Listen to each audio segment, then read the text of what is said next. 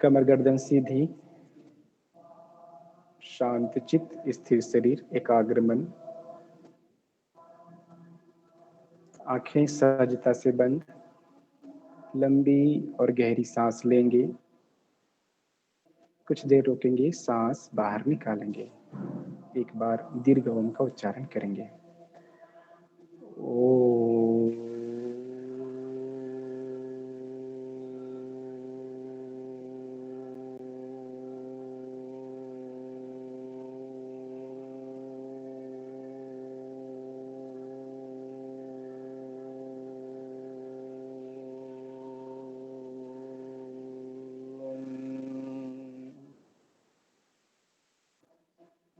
वेद मंत्र, देव मंत्र, गायत्री महामंत्र।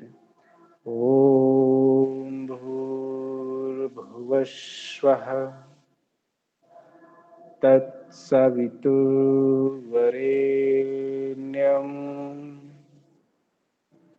भर्गो देवस्य धीमहि धियो यो नः प्रचोदयात्।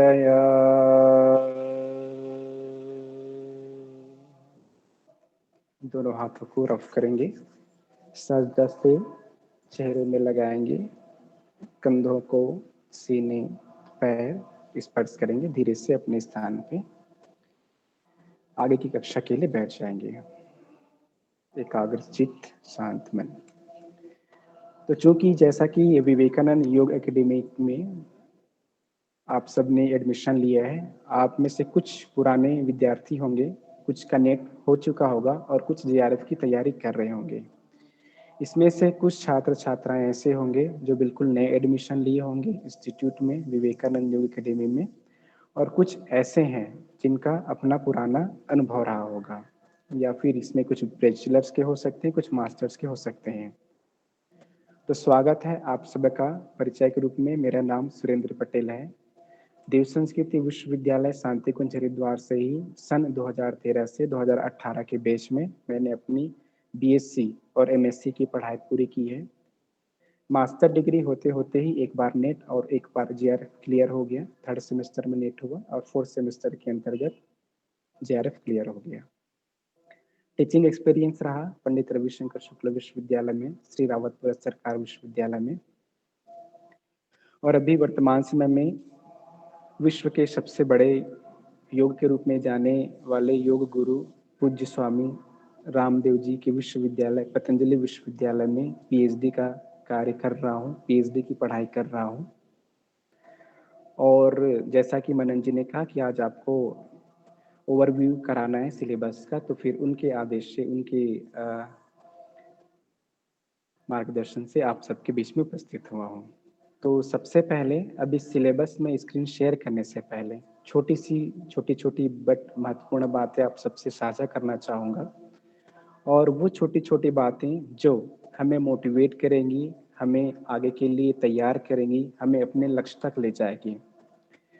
केवल सिलेबस को लेकर के बातचीत करना और उस पर अपने विचार रखना ठीक है, अच्छी बात है, लेकिन उसके और भी कई सारे व्यवहारिक पक्ष होते हैं। उस पर यदि हम बात करें तो लक्ष्य तक आसानी से पहुंच सकते हैं। जैसा कि आप सभी इस कक्षा में उपस्थित हैं, आप सबका एक उद्देश्य है, किसी को नेट क्वालिफाई करना है तो किसी को जीआरएफ क्वालिफाई करना है। मैक्सिमम इस क्लास में जो भी अभी उपस्थित होंगे सबका एक ही टारगेट होगा कि हम जीआरएफ क्वालिफाई करें, ताकि चूंकि मास्टर डिग्री करने के साथ ही हमारा एक ही एम और ऑब्जेक्टिव रहता है कि हमें टीचिंग फील्ड में जाना है। तो मास्टर डिग्री के बाद यदि आप नेट और जीआरएफ की तैयारी करें, इट्स मीन्स दैट इसका सीधा संबंध है कि आप रिसर्च के फील्ड में आगे जाना चाहते हैं, हायर एजुकेशन में आप आगे जाना चाहते हैं। अब थोड़ा सा परिचय नेट और जीआरएफ का दूंगा, इसके बाद फिर अपने विषय वस्तु में आऊंगा। जीआरएफ क्या होता है और नेट क्या होता है? National stand for national eligibility test, और जीआरएफ जूनियर रिसर्च फेलोशिप। तो जैसा कि मान के चलिए 100 बच्चे पार्टिसिपेट्स करते हैं आपके योग विषय में, नेट के लिए और जीआरएफ के लिए। तो इसमें भी 2 सेक्शंस आता है। जब आप फॉर्म अप्लाई करते हैं तो जिनका एज रहता है वो नेट और जीआरएफ दोनों के लिए अप्लाई करते हैं, और जिनका एज क्रॉस कर चुका रहता है, लगभग 33 साल है ओबीसी को लेकर के और 28 साल जेआरएफ की वैलिडिटी एज की लिमिट। तो वहाँ पे यदि आप जेआरएफ प्लस नेट की यदि अप्लाई करते हैं तो कट ऑफ कैसे बनता है, मान के चलिए 100 पार्टिसिपेंट्स हैं, 100 स्टूडेंट्स ने योग विषय में अप्लाई किया है, तो 100 में से 6 बच्चों को 6% को वो नेट देते हैं और उसी में से फिर 2% को वो जेआरएफ क्वालिफाई करते हैं। तो जेआरएफ जैसा कि पिछले 3 से 4 साल का रिकॉर्ड रहा है, कभी 20, कभी 22, कभी 26 और कभी लगभग इस बार 27-28 लोगों ने योग विषय में जेआरएफ क्वालिफाई किए हैं। पार्टिसिपेंट्स की बात करें तो लगभग पार्टिसिपेंट्स में 4,500, 5,000, 6,000, 7,000 इस तरह से इसका जो क्रम है वो अब तक विद्यार्थियों ने योग के विद्यार्थियों ने पार्टिसिपेशन किया है नेट के एग्जाम में। इसका मतलब यदि आप जेआरएफ की तैयारी कर रहे हैं तो मान के चलिए 5,000 बच्चों में आपको टॉप 20 में स्थान लाना है। यदि जनरल कैटेगरी के हैं तो आपको ज़्यादा मेहनत करनी होगी, यदि ओबीसी कैटेगरी है तो निश्चित रूप से थोड़ा सा कम मेहनत करना पड़ता है। मेहनत तो सभी में है लेकिन जो कट ऑफ जाता है वो थोड़ा सा वेरी करता है। हमारे समय ऐसा है कि 2% 3% के आसपास क्या है कट ऑफ रहते हैं। अब जेआरएफ में क्या होता है, जेआरएफ जैसे आपको क्वालिफाई होता है आप 20 लाख से लेकर के 28 लाख रुपए तक की आप क्या करते हैं, आपको इकोनॉमिक सपोर्ट यूजीसी की तरफ से मिलता है। यूनिवर्सिटी ग्रांट देती है, आपको सहायता देती ताकि आप रिसर्च कर सकें। अब इसके बाद क्या है, जैसे ही आपका नेट जेआरएफ क्वालिफाई हुआ, जिस दिन से रिजल्ट डिक्लेयर हुआ उसके ठीक 3 साल तक के भीतर आपको पीएचडी में या एमफिल में आपको एडमिशन लेना होता है। जिस दिन से आप एडमिशन लेते हैं, सपोज दैट आपका रिजल्ट आया 30 जून को, आपका रिजल्ट आया 30 जून से लेकर के आपका 30 जून के बाद फिर 1 साल, 2 साल, 3 साल, तो सपोज दैट 30 जून 2020 को यदि आपका रिजल्ट आया तो वो जेआरएफ की वैलिडिटी आपकी रहेगी 30 जून 2022 तक। एक तो 21, 22, 23, तो 2023 तक आपका जो है वो रिजल्ट वैलिड रहेगा 30 जून तक। इस बीच में यदि आप पीएचडी में एमफिल में एनरोल होते हैं, देन जिस दिन एडमिशन लेंगे उसी से आपकी फिर फेलोशिप क्या हो जाती है, स्टार्ट हो जाती है। सपोज दैट मैंने आज एमफिल में या पीएचडी में एडमिशन लिया, मुझे आज से ही फेलोशिप मिलना प्रारंभ हो जाएगा। तो वो 31,000 पर मंथ मिलता है, मिनिमम है, और ये सारे अलग अलग शहरों के हिसाब से होती है। और कंटिजेंसी जो है वो 2,500 रुपये 3 महीने में एक बार मिलता है। ये एक छोटा सा परिचय हो गया नेट और जेआरएफ के लिए, क्योंकि नेट और जेआरएफ के पर्पज से आप लोग हैं। अब इसके बाद हम बात करते हैं सिलेबस पे आते हैं, हमारी तैयारी कैसे हो, कैसे हम अच्छा हेलो स्कोरिंग कर पाए। हाँ हेलो। भैया, इसी बीच आपसे कुछ पूछना था। आप जैसे मैं जी। लास्ट में मैं क्वेश्चन आंसर लूंगा, अभी फिलहाल ओके एक भैया, भाव ओके। भूमिका बना रहा हूँ। कोई बात होगी, ओके भैया, इंटरप्शन सॉरी। आएगा तो आप चैट में कर लेना, है ना। जी। ठीक। जी, थैंक यू भैया। अब इसके बाद में आता है, अब योग की विषय वस्तु क्या है। सबसे पहले एक हो सकता है कुछ मास्टर डिग्री अभी कंप्लीट कर चुके हों, कुछ टीचिंग लाइन में भी हों, और हो सकता है कुछ अभी बैचलर डिग्री में हो, क्योंकि पिछले बार जब हम लोगों ने कोविड जैसे विषम परिस्थितियों में ये ऑनलाइन एकेडमी शुरू किया था, तो वहाँ पे ऐसे भी बच्चे थे जिन्होंने बीएससी किया था या बीकॉम किया था और वो नेट जेआरएफ की तैयारी कर रहे थे। उनकी क्यूरोसिटी ऐसी थी, उनको पढ़ने में इंटरेस्ट आ रहा था। एनीवे, तो योग की विषय वस्तु क्या है और कितनी सारी चीज़ों को आपको समावेश करना है, उसकी तैयारी सरलता से कैसे करनी है और कैसे उसमें अपना ऑप्टिमम स्कोर करना है। सबसे पहले बता दूं, नाम लूंगा, कम से कम उन ग्रंथों को आप अच्छे से समझेंगे, अच्छे से पढ़ेंगे, अच्छे से उसको अपने चित्त में क्या करेंगे, स्टोर कर लेंगे, अपनी मेमोरी में स्टोर कर लेंगे। क्योंकि अभी जिन ग्रंथों का नाम लूंगा वही आपके बेसिक आधारभूत ग्रंथ हैं, और उसी ग्रंथों को लेकर के आपके जितने यूनिट 10 यूनिट हैं, आपके पेपर फर्स्ट में भी 10 यूनिट हैं और आपके पेपर सेकंड में भी 10 यूनिट हैं। लेकिन अभी जिन ग्रंथों का नाम लूंगा उन ग्रंथों को आपको सबसे पहले पढ़ना है। अब आप कहेंगे कि सर ओवरव्यू में आपको सिलेबस को ओवरव्यू कराना था, बल्कि आप इन ग्रंथों का नाम क्यों ले रहे हैं।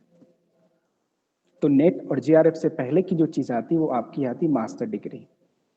इसका आंसर आपको इसलिए दे रहा हूँ, जब आप नेट और जेआरएफ का एग्जाम जब आप उसमें भरते हैं पार्टिसिपेशन के लिए, उससे पहले की जो चीज आती है वो आपकी मास्टर डिग्री। तो मास्टर डिग्री में क्या होता है, अभी जहाँ पे सेमेस्टर सिस्टम लागू होता है वहाँ सेमेस्टर 1, सेमेस्टर 2, सेमेस्टर 3 और सेमेस्टर 4।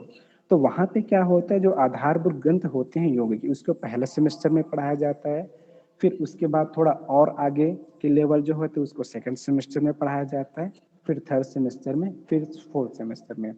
तो जो भी विद्यार्थी या जिन भी विद्यार्थी ने सेमेस्टर सिस्टम से पढ़ाई की है उसके लिए नेट क्वालिफाई करना या जेआरएफ क्वालिफाई करना थोड़ा सरल हो जाता है। अब एक प्रश्न ये आएगा मन में कि भाई हमने तो सेमेस्टर वाइज से पढ़ाई नहीं की है, हमने तो ओपन यूनिवर्सिटी से पढ़ाई की है या फिर हमने ईयरली पैटर्न में पढ़ाई की है। कोई दिक्कत नहीं। अभी का जो आपको एक रोड मैप बना बताऊंगा, आप सबको अपने पर्सनल एक्सपीरियंसेस बताऊंगा या आपको कैसे तैयारी करनी है और उसका ओवरव्यू क्या है सिलेबस में, उसका कंटेंट क्या है, ये सारी चीजें बताऊंगा। तो बिल्कुल आसानी से आप न केवल नेट निकालेंगे बल्कि जेआरएफ भी निकालेंगे। विवेकानंद योग अकेडमी से पिछले बार 10 बच्चों ने जेआरएफ निकाला है और लगभग 45 प्लस बच्चों ने नेट निकाला है। तो उन्हीं बच्चों में आप सबका भी नाम आसानी से आ सकते हैं और आप सभी इजीली क्वालिफाई कर सकते हैं। अब उन ग्रंथों का नाम लेंगे तो सबसे पहले आपको जो किताब पढ़नी चाहिए वो है योग एवं योगी। सबसे पहले आप जो किताब पढ़ेंगे, सिलेबस रहने दीजिए, सिलेबस को भी और भी कराऊंगा, लेकिन किताबों का नाम ले लूं जिन किताबों से आपको मैक्सिमम कंटेंट योग के मिलने वाले हैं। तो सबसे पहले आपको जो किताब पढ़नी चाहिए योग एवं योगी। योग एवं योगी क्या है, डॉक्टर अनुजा रावत मैम ने लिखा है और उनके यहाँ जो हस्बैंड हैं असीम सर, वो हमारे देश संस्कृत विश्वविद्यालय में ही योग विभाग में कार्यरत हैं असिस्टेंट प्रोफेसर के रूप में। वो किताब इतनी बेहतरीन किताब है योग एवं योगी। उस किताब को यदि आप पढ़ेंगे तो सरल शब्दों में फंडामेंटल्स ऑफ योगा के जितने भी पार्ट्स हैं, फंडामेंटल्स ऑफ योगा में क्या क्या जाते हैं, योग का अर्थ क्या है, योग की परिभाषा क्या है, योग की उत्पत्ति कहाँ हुई है, योग का विकास क्रम कहाँ हुआ है, कितने प्रकार के योग हैं, इसके बाद में फिर किन किन योग में क्या क्या विषय वस्तु हैं, फिर विभिन्न प्रकार के योगियों का वर्णन है, महाभारत में योग के बारे में क्या बताया गया है, रामायण में क्या बताया गया है, ज्ञान योग क्या है, कर्म योग क्या है, भक्ति योग क्या है, मंत्र योग क्या है, तंत्र योग क्या है, लय योग क्या है, प्रज्ञा योग क्या है। इस प्रकार के जितने भी प्रकार के, तो लिटिल बिट इंट्रोडक्शन आपको सबसे पहले जो आपको किताब लेनी चाहिए या पढ़नी चाहिए, वो सबसे पहले आपको किताब पढ़नी है फंडामेंटल्स ऑफ योगा, जो आपका यूनिट 1 है। अभी सिलेबस को तो कवर करूंगा लेकिन पहले किताबों से मैं सिलेबस की तरफ जाना चाहता हूँ। तो सबसे पहले योग एवं योगी डॉक्टर अनुजा रावत मैम की आप परचेस करा लीजिएगा। एक, इसके साथ हम लोग तो सिलेबस कवर करेंगे ही, सारी चीजों को डिफाइन करेंगे, लेकिन एक उसमें मैक्सिमम चीजें हमारे क्या हो जाएंगी, कवर हो जाएगी। इसके बाद दूसरे स्टेप में हमें जो चीजें समझनी है वो है हमारे हठ योगिक टेक्स्ट। तो हठ योगिक टेक्स्ट में आपके शिव सर एक बार दोबारा से संहिता, बता दीजिए, स्टार्टिंग से दोबारा से बता दीजिए। योग एवं योगी फंडामेंटल्स ऑफ योगा। देखिए क्लास में हम लोग जो चीजें पढ़ाएंगे वो बिल्कुल वो आपकी अंडरस्टैंडिंग लेवल को, वो आपके परसीव करने की कैपेसिटी को बढ़ाएगी, क्षमता को बढ़ाएगी, लेकिन ये किताबें आपके पास होनी चाहिए ताकि आपका परफॉर्मेंस मैक्सिमम हो। तो योग एवं योगी डॉक्टर अनुजा रावत मैम की किताब है, ये आप जरूर परचेस करें। दूसरा, आपको कौन सी किताब पढ़ना है, ये सिलेबस और किताब दोनों एक साथ कवर हो रहा है। दूसरा जो किताब है वो आपका घेरण संहिता और फिर आपका हठ योग प्रदीपिका। घेरण संहिता और हठ योग प्रदीपिका। तो घेरण संहिता और हठ योग प्रदीपिका में क्या है, तो हठ प्रदीपिका में आपका आसन, प्राणायाम, मुद्रा, बंध, नादानुसंधान, इन चारों चीजों के बारे में वर्णन है। घेरण संहिता में आपको सप्तांग योग भी कहा गया है, घटस्थ योग भी कहा गया है। तो घेरण संहिता में आपका षटकर्म आ जाएगा, आसन आ जाएगा, मुद्रा आ जाएगा, प्राणायाम आ जाएगा, धारणा वाली चैप्टर आ जाएगी, फिर आपका ध्यान। तो इस प्रकार के योग एवं योगी के बाद आपको घेरण संहिता और हठ योग प्रदीपिका। तो इसको कैसे पढ़ना है, घेरण संहिता और हठ प्रदीपिका को आपको वैसे नहीं पढ़ना है कि आप केवल भाई आसन के बारे में कितने आसन की चर्चा है, कितने प्राणायाम की चर्चा, बिल्कुल नहीं। आप एक एक सूत्र को पढ़ना है और उसका जो टीका रहता है, उसकी जो व्याख्या रहती है उसको पढ़ना है। तो योग एवं योगी किताब को जैसे आप पढ़ेंगे तो आपका फंडामेंटल्स ऑफ योगा का जो पार्ट है पूरा का पूरा कवर हो जाएगा। देन आपका फंडामेंटल्स के बाद आप सीधे पहुंच जाएंगे आपके हठ योगिक टेक्स्ट में। किताबों की फिलहाल बात करूं तो किताबों में जो आपका है घेरन संहिता और हठ योग प्रदीपिका स्वामी स्वात्माराम जी कृत है। तो एक बिहार स्कूल ऑफ मुंगेर का पब्लिकेशन है और एक आपका कैवल्यधाम लोनावाला का। तो जो सबसे ज्यादा ऑथोराइज्ड किताब है उन किताबों को आपको पढ़ना है। तो ये कितने किताब हो गई? 3 किताब हो गई। इसके बाद चौथा जो किताब आपको पढ़ना है, चौथा जो किताब आपको पढ़ना है वो आपका पातंजल योग सूत्र स्वामी ओमानंद तीर्थ जी का।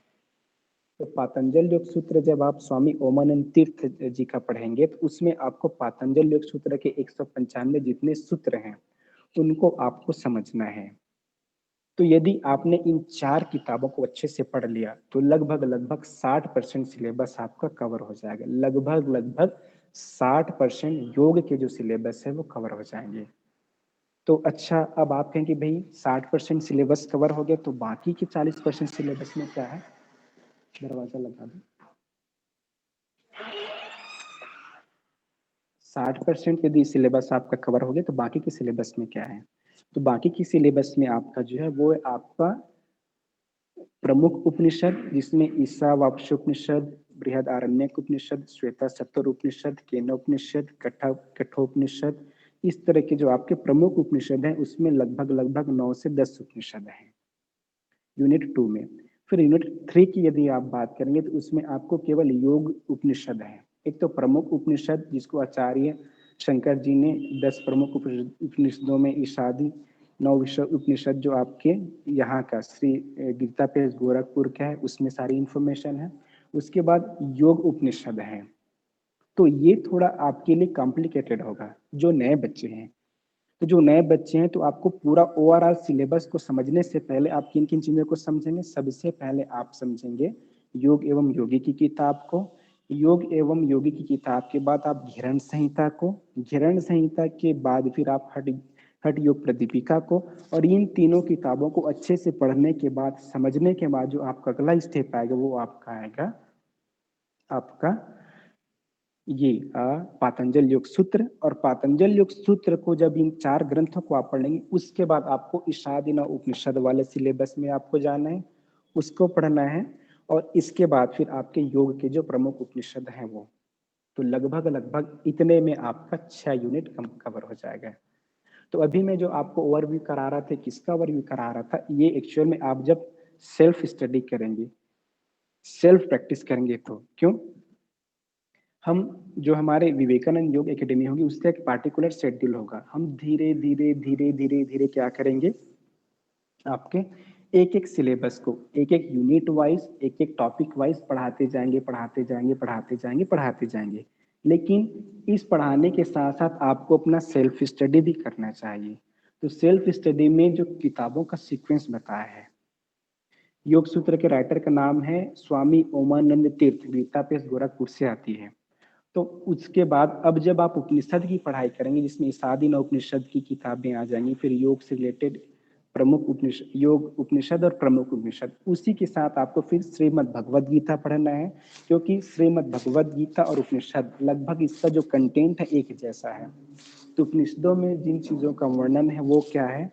वो आपके आत्मा परमात्मा के बारे में बताई गई है, ब्रह्म के बारे में बताया गया है, ठीक है, अविद्या अविद्या के बारे में बताया गया है, ज्ञान कर्म के बारे में बताया गया है। और फिर आपके जो योग के जो प्रमुख उपनिषद हैं उसमें प्राण के बारे में, उसके बाद प्राण आसन के बारे में, उसके बाद आहार विहार के बारे में, आहार विहार के साथ कुंडलनी के बारे में, कुंडलनी के साथ साथ चक्रों के बारे में। तो जब आपका हठ प्रदीपिका और घेरण संहिता दोनों क्लियर रहेगा तब जाकर के योग के जो प्रमुख उपनिषद हैं उसको आप समझ पाएंगे। ये अब इसके बाद में आपकी अगली तैयारी क्या होगी? एक बार मैं फिर रिपीट कर रहा हूँ। सबसे पहले योग एवं योगी, फिर हठ योग प्रदीपिका, सब योग एवं योगी, घेरण संहिता, फिर हठ योग प्रदीपिका, इसके बाद पातंजल योग सूत्र, पातंजल योग सूत्र के बाद फिर आपका योग उपनिषद, उसके बाद फिर आपका ईशादी उपनिषद जो आपका यूनिट 10 में है, इसके बाद फिर भगवद गीता। इतने ग्रंथों को सिस्टमेटिक आपने पढ़ लिया, समझ लिया। देन आपका अगला जो स्टेप आएगा वो आपका आएगा anatomy and physiology. Anatomy and physiology के लिए अनंत प्रकाश गुप्ता जी की जो किताब है हिंदी मीडियम में वो बहुत ही बढ़िया है। और यदि आप इंग्लिश मीडियम से पढ़ना चाहें तो बहुत डिटेल में पढ़ने की आवश्यकता नहीं है, फिर भी आप टाटोरा की किताब को पढ़ सकते हैं, उसको उसको चिंतन कर सकते हैं, मनन कर सकते हैं। देन फिर क्या, इतनी चीजों को पढ़ने के बाद में फिर आपको जिस विषय को पढ़ना है वो आपका मनोविज्ञान, सामान्य मनोविज्ञान, और सामान्य मनोविज्ञान के साथ आपका डाइट एंड न्यूट्रिशन, और डाइट एंड न्यूट्रिशन के साथ साथ आप फिर पढ़ेंगे नेचुरोपैथी। तो जब आप डाइट एंड न्यूट्रिशन पढ़ेंगे, नेचुरोपैथी पढ़ेंगे, तो डाइट एंड न्यूट्रिशन नेचुरोपैथी में किससे परिचय होगा? आपका बीमारियों से परिचय होगा। क्योंकि नेचुरोपैथी जब आप पढ़ेंगे तो उसमें फिर आपके पंच तत्वों के बारे में, पंच तत्वों की चिकित्सा के बारे में, उसके बाद आहार के बारे में, कौन सा तत्व कमी होता है तो कौन सी बीमारी होती, और डाइट एंड न्यूट्रिशन में फिर आपके जो 6 कंपोनेंट होते हैं आहार के, उसके बारे में पढ़ेंगे। प्रोटीन हो गया, कार्बोहाइड्रेट्स हो गया, लिपिड्स हो गया, फिर आपके विटामिन हो गए, मिनरल्स हो गया, वाटर्स हो गए। ऐसे करके आपकी सेल्फ स्टडी का क्रम। इसके बाद फिर आपकी जो 2 चीजें बचती हैं, 2 चीजें क्या-क्या से बचती हैं? एक तो थेरेपेटिक योगा हो गया, थेरेपेटिक योगा आपका बच रहा है, कौन सी बीमारियों में कौन सा आसन करना है, कौन सा आसन नहीं करना है, और एक आपका एप्लीकेशन ऑफ योगा हो गया। तो एप्लीकेशन ऑफ योगा में फिर आपका टीचिंग मेथोडोलॉजी वाला एक पार्ट आ जाएगा, उसके साथ ही साथ आपका लेसन प्लान आ जाएगा, आप टीचिंग कराएंगे तो कैसे कराएंगे।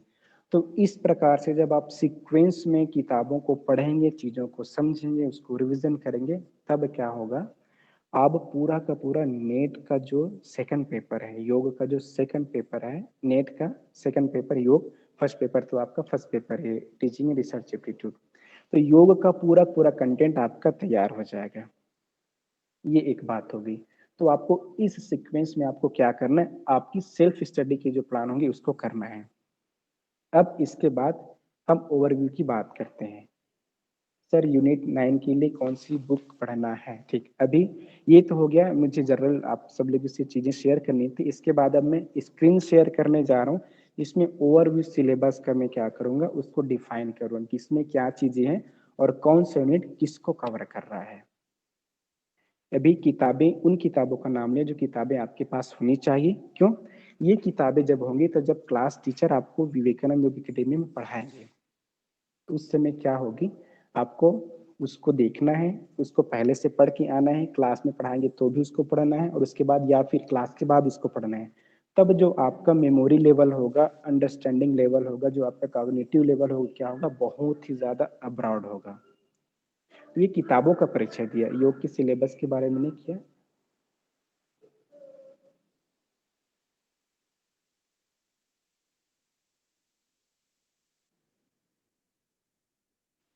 अब मैं अपना स्क्रीन शेयर करने जा रहा हूँ और फिर सिलेबस के बारे में आपको थोड़ा सा चर्चा करूंगा।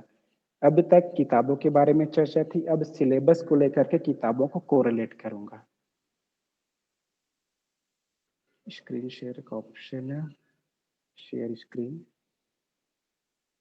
स्टार्ट।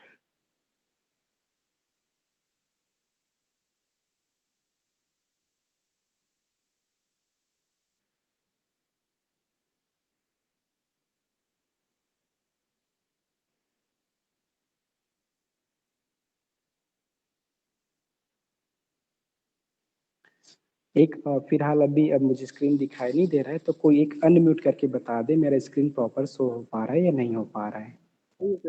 जी हो रहा है, ठीक हो रहा है सर। जी, तो क्षमा चाहूंगा, मुझे सिलेबस शुरू में कहना था आपके अकॉर्डिंग, लेकिन मुझे लगा मुझे पहले किताबों के बारे में बताना चाहिए था।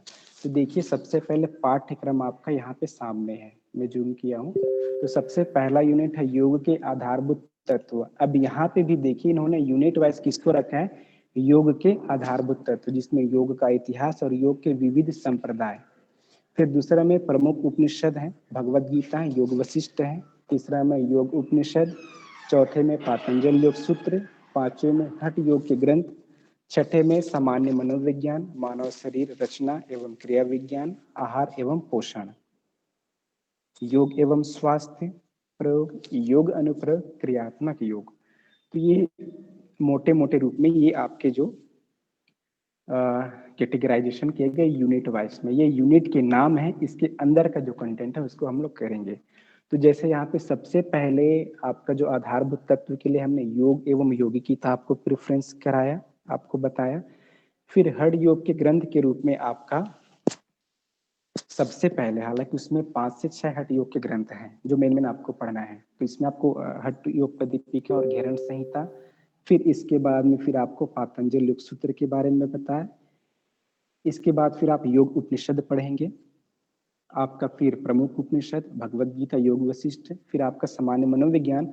और जब आप इधर के यूनिट पढ़ेंगे जिसमें आपका unit 6, unit 7, unit 8, unit 9, unit 10, तो ऊपर के जो 5 यूनिट हैं ये मान के चलिए आपका ट्रेडिशनल टेक्स्ट है। ट्रेडिशनल मतलब आपका वेद, उपनिषद, फिर पातंजल योग सूत्र, हठ योग प्रदीपिका, ये सारी चीजें, श्रीमद् भगवद गीता। और इधर के जो टेक्स्ट हैं आपके जैसे सामान्य मनोविज्ञान, मानव शरीर रचना विज्ञान, आहार एवं पोषण, चिकित्सी, तो 1 से लेकर 5 यूनिट आपके प्राचीनतम ग्रंथ हैं योग के। हालांकि 16वीं शताब्दी, 17वीं शताब्दी, 18वीं शताब्दी, 19वीं शताब्दी में आपके हठ योग के ग्रंथ हैं, लेकिन इसका क्या है, वेद से लेकर के अब हठ योग के विकास तक का है ये जो क्रम है। फिर इधर का जो आपका है यूनिट 6, 7, 8, 9, 10, ये मॉडर्न योग है मान के चलिए, या फिर मॉडर्न सब्जेक्ट है, या फिर मॉडर्न साइंस को आपको पढ़ना है। तो अब थोड़ी थोड़ी चीजें मैं आप सबको साझा करना चाहूंगा, जैसे योग के आधारभूत तत्व। तो योग के आधारभूत तत्व में आपको क्या करना है कि योग का विकास कैसे हुआ, कहाँ से हुआ।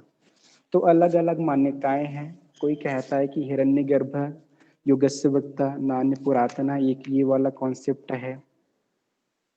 फिर कोई कोई कहते हैं कि भाई हड़प्पा सभ्यता के समय में इसका विकास हुआ। तो इस वाले यूनिट में आपको योग के इतिहास, अर्थ और परिभाषाएं।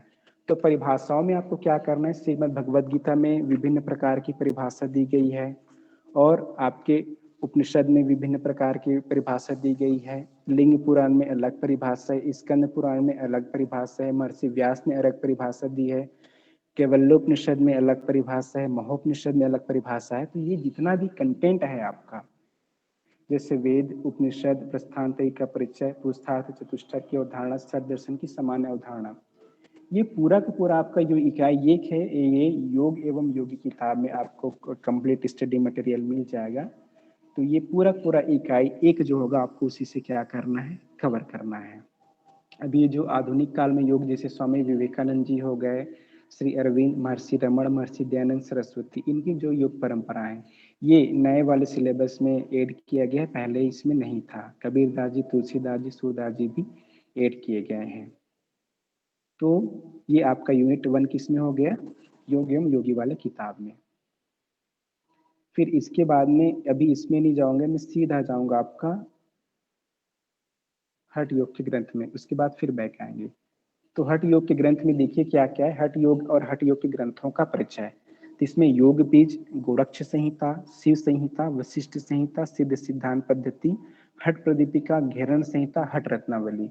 तो 1, 2, 3, 4, 5, 6, 7 और 8, लगभग लगभग 8 हठ योगी ग्रंथ को आपको पढ़ना है। लेकिन यदि आपको 8 हठ योगी ग्रंथ को पढ़ना है तो जाहिर सी बात है आप सोचेंगे सबसे पहले कौन सी ग्रंथ पढ़ें, किसमें क्या कंटेंट है। तो एक सामान्य सी बात आपको बता रहा हूँ, जितने भी आपके हठ योग के ग्रंथ हैं इनमें मुख्य रूप से किन किन चीजों का वर्णन है, षट कर्म का वर्णन है आपकी, स्पेशली घेरण संहिता में। फिर आपका आसन के बारे में चर्चा है, किसी में 32 आसन की चर्चा है, किसी में 84 आसन की चर्चा है, किसी में 15 आसनों की चर्चा है, किसी में केवल 4 आसनों की चर्चा है, किसी में 6 आसनों की चर्चा है, इस प्रकार से। फिर आपका मुद्राओं का वर्णन है, किसी में 25 मुद्रा, किसी में 10 मुद्रा। फिर आपका कुंडलनी का चर्चा है, कुंडलनी के साथ आपका फिर नाद अनुसंधान।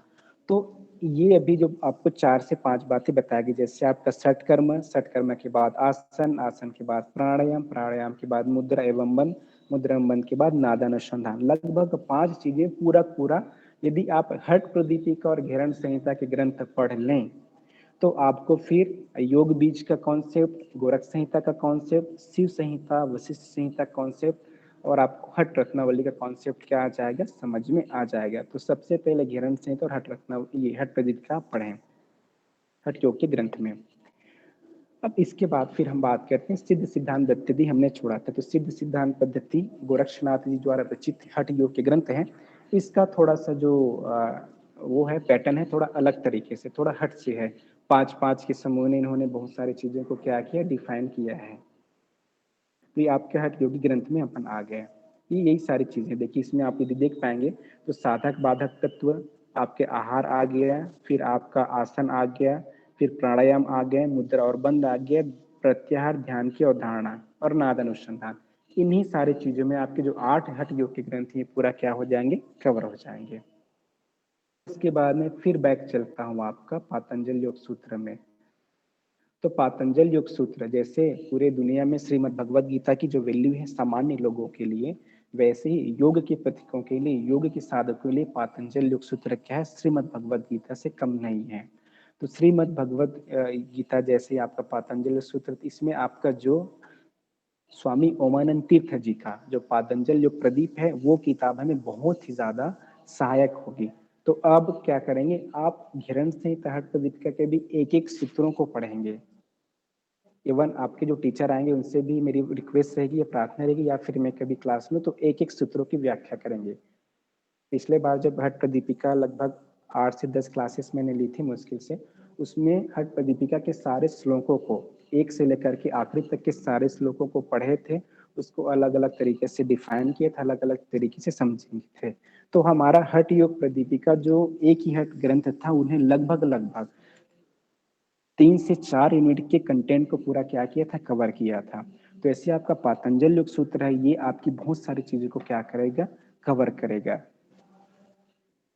जी। अब इसके बाद में जब आप हठ योग के ये वाले जब आप टेक्स्ट पढ़ लिए रहेंगे तो आपको लाभ किसमें मिलेगा, आपका उसको सीधा लाभ मिलेगा योग उपनिषद। ये इकाई 3 देखिए, योग के ग्रंथ, सेकंड लिखा योग उपनिषद, श्वेता स्वतर उपनिषद, योग कुंडलिनी उपनिषद, योग चूड़ामणि उपनिषद, त्रिशिखा ब्राह्मणोपनिषद, योग तत्वोपनिषद, ध्यान बिंदोपनिषद, नाद बिंदोपनिषद, योगो राजोपनिषद। अब इसका जो कंटेंट देखेंगे तो क्या है, प्राणायाम है, अष्टांग योग है, ध्यान योग है, हंस विद्या योग है, मंत्र योग, लय योग, राजयोग, हठ योग। तो पूरा पूरा आपका ये चीजें आपको तब समझ में आएंगी उपनिषद के योग उपनिषद में, योग उपनिषद आपको तब समझ में आएगा जब आप घिरण संहिता और हठ योग प्रदीपिका को पहले से पढ़ेंगे। ये अब इसके बाद में फिर आपको जो पढ़ना है आपका ये जो प्रमुख उपनिषद के रूप में जो ये कंटेंट है आपका यूनिट 2, इसको पढ़ना है, उसके साथ भगवत गीता और योग वशिष्ठ। तो आपको 2 लेवल पे तैयारी करनी है। कौन से 2 लेवल पे तैयारी करनी है, एक आपका जो लेवल है वो ट्रेडिशनल टेक्स्ट को पढ़ना है। आपका यूनिट 1 से लेकर के यूनिट 5 तक में जितने भी कंटेंट है उसको आप एक समय पढ़ेंगे, तो एक दूसरे से सारी चीजें मिलता जुलता समझ में आएंगी, एक दूसरे से लगभग लगभग मिलता जुलता है। व्याख्या अलग अलग की गई अलग अलग ग्रंथों में, लेकिन सारे की सारे जो व्याख्या एक दूसरे से मिलती जुलती है। तो आप यदि जैसे पातंजल योग सूत्र पढ़ेंगे तो आपको श्रीमद् भगवत गीता भी समझ आएगा। हठ योग प्रदीपिका घिरण संहिता पढ़ेंगे तो आपको योग के उपनिषद भी समझ में आएंगे। यदि योग वशिष्ठ पढ़ेंगे तो आपको पातंजल योग सूत्र की कुछ कंटेंट आपको समझ में आएंगे। ये यूनिट 1 से लेकर यूनिट 5 तक की जो चीजें कैसे एक दूसरे को कोरिलेट करती है उसके बारे में आप सबसे हमने चर्चा की। अब इसके बाद में मैं यूनिट 6 में आता हूँ, तो इसमें क्या है, मनोविज्ञान भी एक दिया गया है। तो मनोविज्ञान में अरुण कुमार सिंह जी की जो किताब है वो किताब बहुत ही शानदार है, वो आप पढ़ सकते हैं। एवं या फिर स्कूल्स ऑफ योगा, मनोविज्ञान के संप्रत्यय, एक ऐसा किताब है वो भी आप पढ़ सकते हैं, जिसमें व्यक्तित्व के बारे में, साइकोलॉजी के एक ब्रीफ हिस्ट्री के बारे में आपको जानने को मिलेगा। लेकिन यहाँ पे बहुत डीप में जाने की आवश्यकता नहीं, क्योंकि यहाँ पे लगभग 3 से 4 सेमेस्टर का जो कंटेंट है वो पूरा पूरा इसमें दिया गया, तो आपको थोड़ा थोड़ा ब्रीफ में पढ़ना है। जैसे आपका सेंसेशन, आपका संवेदन, प्रत्यक्षण, अवधान, स्मृति, अधिगम, ये पूरा पूरा आपका एक सेमेस्टर का पार्ट हो जाता है। व्यक्तित्व का स्वरूप, व्यक्तित्व के निर्धारक तत्व, ये पूरा पूरा एक ही पूरा पूरा चैप्टर रहता है। फिर व्यवहार के विज्ञान के रूप में मनोविज्ञान परिभाषा, ये जनरल साइकोलॉजी के पार्ट है। मानसिक द्वंद एवं कुंठा, ये एब्डोमिनल साइकोलॉजी के पार्ट है। तो लेकिन यहाँ पे आपको ब्रीफ में पढ़ना है, तो बहुत ज़्यादा डिटेल से किताबों में जाने की आवश्यकता नहीं है। यदि पढ़ना चाहे तो अरुण कुमार सिंह की बहुत सारी किताबें जो आप पढ़ सकते हैं समझ के लिए। मानव शरीर रचना क्रिया विज्ञान के बारे में अनंत प्रकाश गुप्ता के बारे में बता ही दिया था, उस किताब को आप पढ़ें। अब देखिए यहाँ पे फिर आपका आहार एवं पोषण आ गया, और इसके बाद में फिर आपका नेचुरोपैथी का भी सिलेबस इसमें होगा, तो इसमें नेक्स्ट में होगा WHO वाले में, पंचप्राण, महापंचप्राण, इस वाली चीजें में। तो जब आप आहार एवं पोषण पढ़ेंगे तो इसी के साथ में आपको फिर नेचुरोपैथी, जो अरुण राकेश जिंदल, नेचुरोपैथी की जो किताब है प्राकृतिक आयुर्विज्ञान, राकेश जिंदल जी की, वो किताब आप पढ़ सकते हैं। उस किताबों से आप जब पढ़ेंगे तो नेचुरोपैथी के साथ आपको बीमारियों के बारे में भी पता चलेगा और बीमारियों के साथ में आहार एवं पोषण की मैक्सिमम चीजें क्लियर होंगी। तो ये भी आहार एवं पोषण का इसका एक रावत की किताब है, मेरे को एक्चुअली में तुरंत याद नहीं आ रहा, वो किताब से आप पढ़ सकते हैं।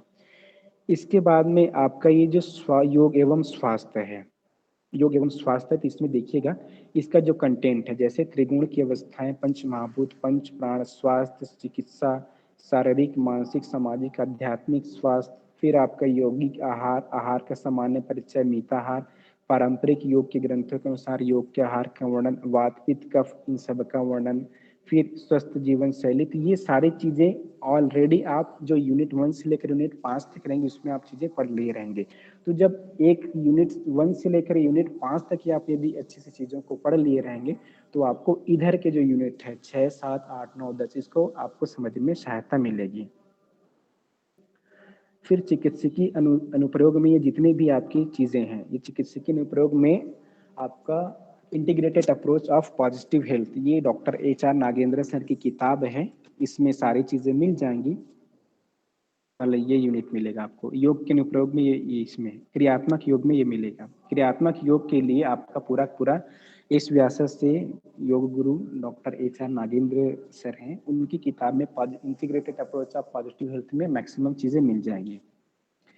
अब इसके बाद में आपका ये जो योग के अनुप्रयोग है, तो योग के अनुप्रयोग एक लगभग एक टीचिंग मेथोडोलॉजी की क्या क्या विधि होती है, लेसन प्लान कैसे बनता है, मूल्यांकन कैसे किया जाता है, योग की कक्षा कैसे लेते हैं और अध्यापक के प्रति विद्यार्थियों का दृष्टिकोण क्या होना चाहिए। तो लगभग ये आपको अध्ययन एवं अध्यापन की, शिक्षण एवं अध्यापन की विधियां, ये केवल धाम लोनावाला की किताब, उसमें लगभग मैक्सिमम चीजें मिल जाएंगी। तो ये बाद के पढ़ने वाले कंटेंट हैं। फिर आपके जो चिकित्सकीय योग है जिसमें विभिन्न प्रकार की बीमारियों के ये बारे में लास्ट वाले का राइटर नेम बता देंगे आप, अध्ययन एवं अध्यापन। HR, अच्छा राइटर नेम तो एक्यूरेट मेरे को भी मालूम नहीं है, मैं शेयर कर दूंगा बाद में, लेकिन लोनावाला की किताब है। तो लगभग इस तरह से जब आप पूरा चीजों को पढ़ेंगे तो आपके लिए इजी हो जाएगा। सर प्लीज, तो मैंने सिलेबस, सर प्लीज आप सभी बुक्स आप ग्रुप में सेंड कर देंगे नाम। हाँ 1 मिनट, मैं स्क्रीन शेयर पहले ऑफ कर दूं।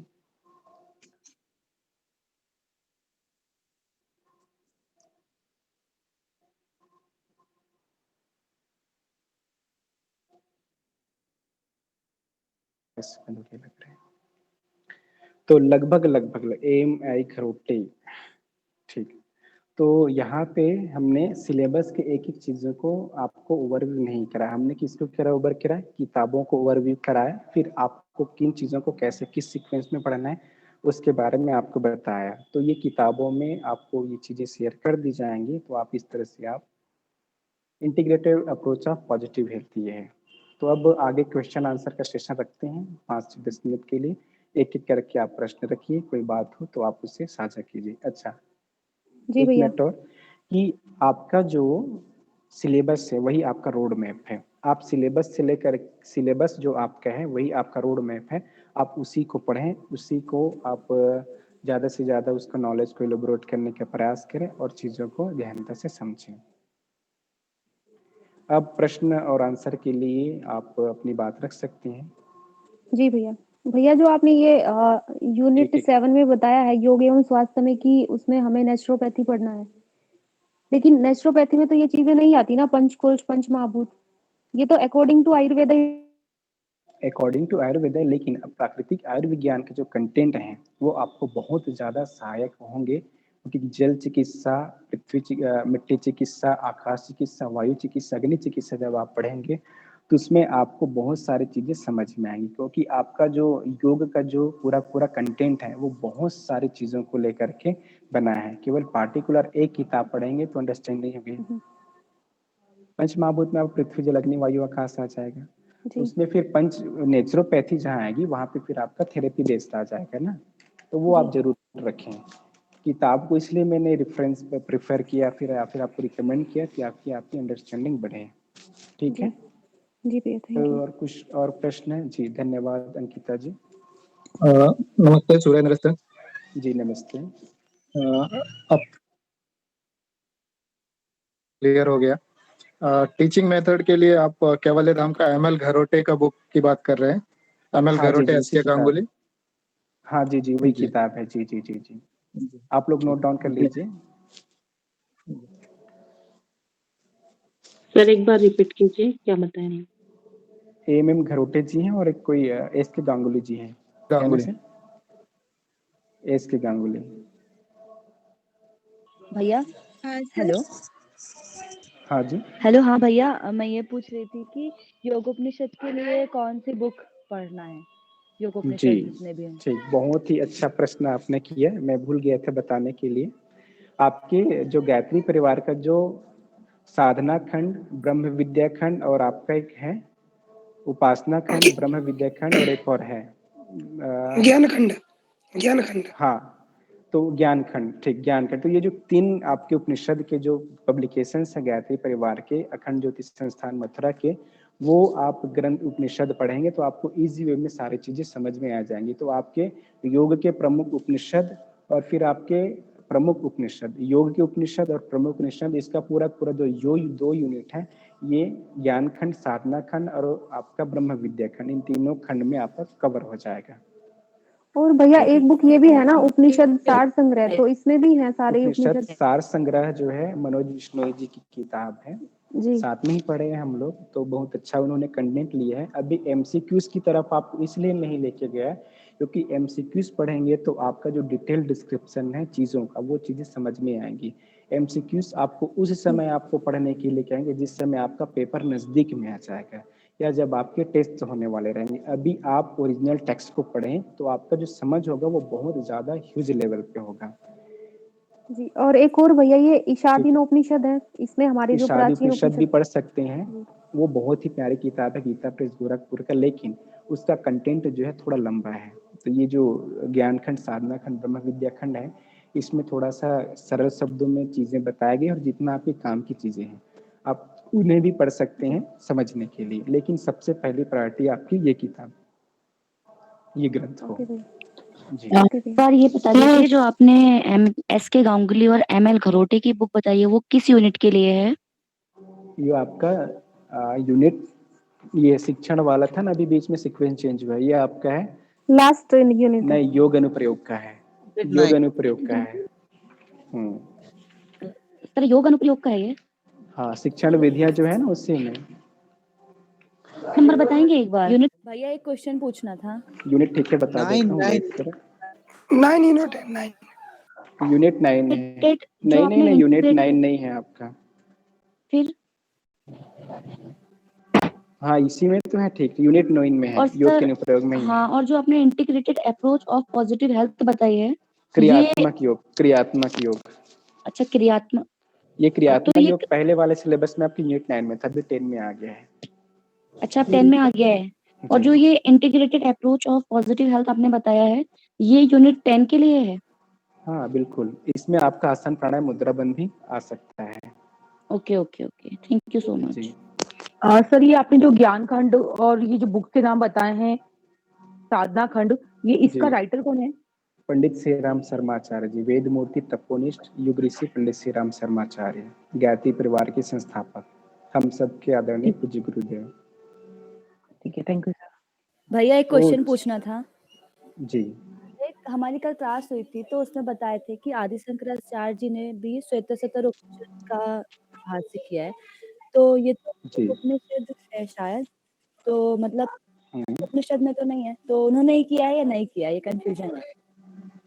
भाष्य उन्होंने किया है, आदि गुरु शंकराचार्य ने 11 उपनिषदों पे भाष्य किया है, तो उसमें भी श्वेत सतर उपनिषद होगा निश्चित रूप से। 9 उपनिषद के साथ उन्होंने शायद बृहदारण्यक उपनिषद और श्वेता सतर उपनिषद, इन 2 उपनिषदों पे और उन्होंने भाष्य किया है मे भी। तो ठीक है, फिर ओवरव्यू मुझे आज